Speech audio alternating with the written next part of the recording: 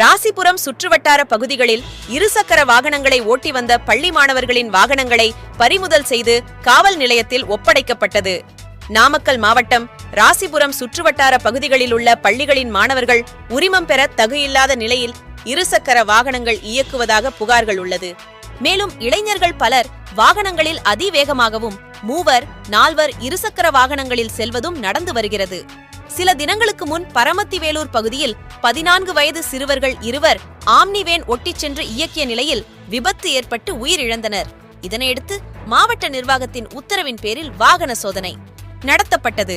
Rasipuram motor வாகன ஆய்வாளர் நித்யா வாகன சோதனை நடத்தினார்.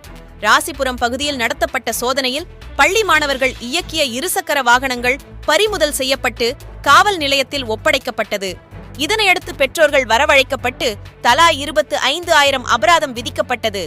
மேலும் இதுபோன்ற சிறுவர்கள் வாகனங்கள் இயக்கினால் பெற்றோர்கள் மீது நடவடிக்கை எடுக்கப்படும் என வாகன ஆய்வாளர் நித்யா தெரிவித்தார்.